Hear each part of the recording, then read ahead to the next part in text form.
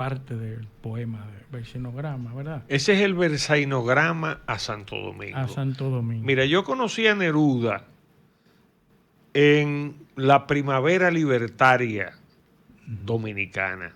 Yo tenía, no había cumplido los 14 años cuando ajusticiaron a Trujillo. Los cumplí el 26 de noviembre de ese año, del 61, los 14 años. Pero me enrolé desde el primer momento, porque mi familia era una familia antitrujillista y teníamos algunos miembros de la familia que eran destacados trujillistas también. Sí, como en por toda eso, la familia. Sí, como en toda la familia, a los que agradezco muchísimo, ¿verdad? Porque agradezco mi desarrollo personal y la acogida, ¿cómo te diría? La protección, ¿no? Para no haberme criado como un marginado, ¿no? Honestamente hablando, en un régimen donde te afuereaban Si y no tú eras trujillista, no podía hacer nada. No, y tú eras una cosa apestosa. Sí. Para un niño y un adolescente eso era terrible. Bueno, se formó, bueno, Unión Cívica Nacional. Yo fui de la Juventud de Unión Cívica Nacional, fundador, con Rafaelito Alburquerque, los hijos de los Fiallo, José Antinoe y Albertico Fiallo, hijo de Antinoe Fiallo, y otros amigos que éramos de clase media, ¿no? Esa clase media resistente al trujillismo en 31 años, o sea, de nuestras familias. Entonces empezamos, nos lanzamos a las calles a conquistar el espacio público, las plazas. El nervio de la política en ese momento era el Conde, el Parque Independencia y el Parque Colón, que eran los dos polos del Conde. Entonces Neruda vino al país. No. Entonces se formó un movimiento de jóvenes encabezado por una figura tremenda, titánica, extraordinaria, de una gran bondad personal y un sentido de la militancia, talentoso, y de mayor edad que nosotros, que llegó del exilio de París, Silvano Lora. Silvano Lora, el pintor. Él formó Arte y Liberación. Ahí se agrupó Iván Tobar, José Rodríguez Conde, Condecito, entre los pintores, José Cetero, que vive todavía,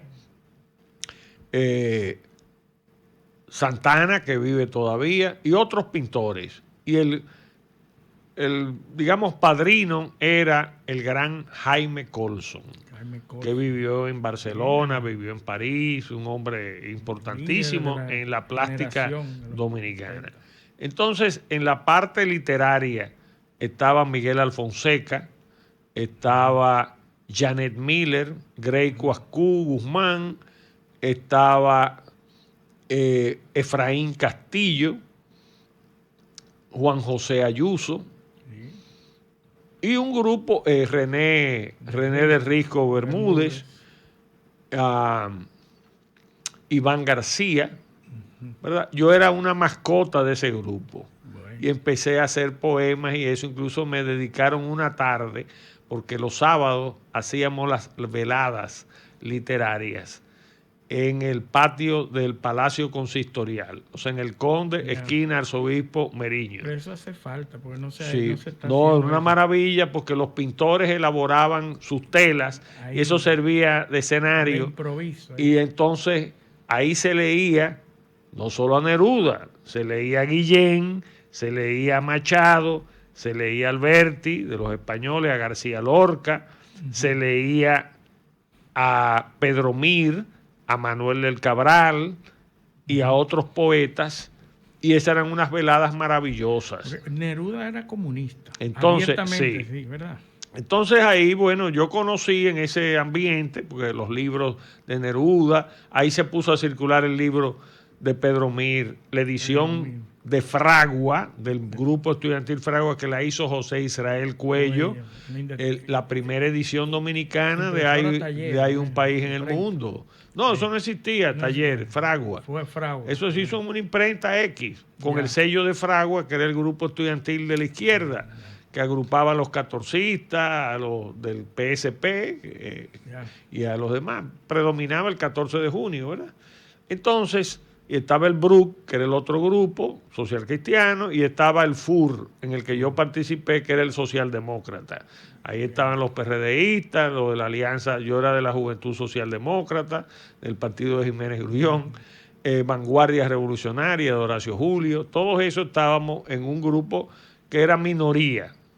Nosotros sacábamos 70 y tantos votos en las elecciones estudiantiles. Bueno, yo fui dirigente. Arte social. Entonces, arte y liberación. Social, no era romántico ni nada por el estilo. No, las dos cosas. Las dos todas. cosas. Y la poesía nerudiana es una poesía existencial, muy particularmente la juvenil.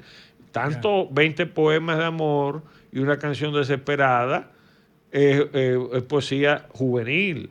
Neruda lo publica cuando tenía 20 años. Esto, Crepusculario, que se hace antes. Pero además, Neruda es nombrado jovencito, a los 22 años lo nombran en las islas del Pacífico. Wow. Él va a Birmania, va a Java, etcétera. Ahí hay un fragmento de su autobiografía que es, recientemente escuché una persona criticando a Neruda porque lo califican de machista y violador, para que usted vean lo que es el presentismo, de tratar de analizar en el día de hoy un poema de la vida de Neruda, que yo voy a leer un poquito porque lo traje. Y dice: una mañana, decidido a todo, la agarré fuertemente por la muñeca y le miré cara a cara. No hubo lenguaje directo. Ella permaneció con los ojos desmesuradamente abiertos todo el tiempo, pero no se dejó dominar, sino que me miraba entre atónita y despectiva. Una vez dentro, me quedé solo con mi inútil virilidad y mi testosterona intacta. Y eso describe prácticamente una violación de manera idealista. Y entonces eso es lo que retoma, lo leí hace unos días, porque una de estas feministas habla y lo señala como una persona agresiva sexualmente. Mira, Neruda, que tú hiciste una referencia que sí era comunista. Ese Neruda es un jovencito que estudia en mi facultad, mi facultad de Filosofía y Educación, que allá se conocía como el Instituto Pedagógico, era el nombre popular, pero en la Facultad de Filosofía y Educación, él era estudiante de allá, fue colaborador del periódico de la Federación de Estudiantes, Claridad, y obtuvo una fama con ese libro de 20. Entonces, el crítico más importante, Alone, que era el nombre que él usaba literariamente, del Mercurio, el periódico más conservador, acoge y promueve esa poesía refrescante de un erotismo descarnado, de un jovencito, y siempre fue un crítico favorable, muy distante de cuestiones políticas, porque esa poesía no alude en nada a la política. Es una poesía amorosa de un joven que está descubriendo la vida, ¿verdad? Y las relaciones interpersonales. Por ejemplo, el poema 6 tiene una belleza, o sea, de los 20 poemas. A mí me encanta esta parte que dice: te recuerdo como eras en el último otoño. Eras la boina gris y el corazón en calma. Era a una joven estudiante, como lo era Neruda, hermana de un amigo y poeta, Rubén Azócar. En tus ojos peleaban las llamas del crepúsculo y las hojas caían en el agua de tu alma. Eso se lo saca, es el poema 6 dedicado a Albertina Azócar. Ellos fueron amantes juveniles. Neruda vivía en una pensión, era un flaco, ¿no? Y hacía vida bohemia rápidamente en Santiago, un muchacho de provincia, adquirió fama. Entonces, y en Confieso que he vivido expresa. Habían unos puestos del servicio consular chileno que evidentemente nadie quería. Y él fue a parar a esos lugares. Y ahí él vivió la experiencia del régimen colonial inglés en esas islas. Sí. Y también conoció a Josie Bliss, una amante muy feroz, muy agresiva, que precisamente él pidió que lo trasladaran a otro destino para fugarse de Josie Bliss. Ahí eso da origen a un poema de él que se llama Tango del Viudo, porque era una mujer que él amaba, pero que no podía con ella. No podía con ella. Ella lo iba a matar a él, respondiendo a lo que tú dices del machismo. Sí. Entonces Neruda sigue haciendo carrera diplomática en las islas del Pacífico y luego lo designan en España, en Barcelona y en Madrid. Él llega en el 36 a Madrid como cónsul general.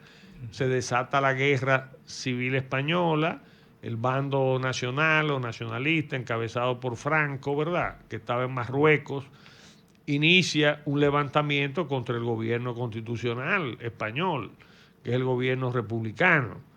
Entonces Neruda se hace amigo de los grandes escritores, García Lorca, Rafael Alberti, Machado, de gigantes de la Hernández, que vivió en su casa, él vivía en un edificio y su apartamento, él tenía un piso que le llamaban la Casa de las Flores porque estaba lleno, ¿verdad?, de maceteros con flores y eso era un centro de la bohemia. Él estaba casado con una holandesa, que es la Hagenaar, con la que tuvo una hija, Malva Marina, que murió a los 8 años. Era una hija de condiciones especiales, de retraso que le llamaban en aquel entonces. Murió a los 8 años. Ahí conoce él a una artista, pintora argentina, que era comunista, Delia del Carril. Y el proceso, vienen las brigadas internacionales que se forman para apoyar la causa republicana. Hitler le mete el apoyo aéreo y Mussolini apoya a Franco, ¿verdad?, la revuelta, y viene una confrontación entre el mundo, digamos, el nazifascismo, apoyando a Franco y al bando nacionalista, y los grupos democráticos, lo que vendrían a ser luego los aliados en la Segunda Guerra, ¿no?, los liberales, demócratas, socialistas y comunistas, formando las llamadas brigadas internacionales. Neruda no es comunista todavía. Neruda va a ingresar al Partido Comunista en el 43 en Chile, cuando regresa a Chile, y se hace senador del Partido Comunista. Bueno, don José, el tiempo se nos ha acabado, pero nosotros tenemos que volverlo a traer, ya preferiblemente con la presencia de su hijo y con José Liceo, para seguir hablando de Neruda y otros temas importantes. Y yo no quería terminar sin que nos pusieran, nos vamos a despedir hasta el próximo sábado, esperamos verle de nuevo por aquí, pero vamos a terminar con un pedacito de una poesía de Pablo Neruda muy famosa y que es excelente para despedir este programa. Con el favor de todos ustedes, los esperamos para el próximo sábado.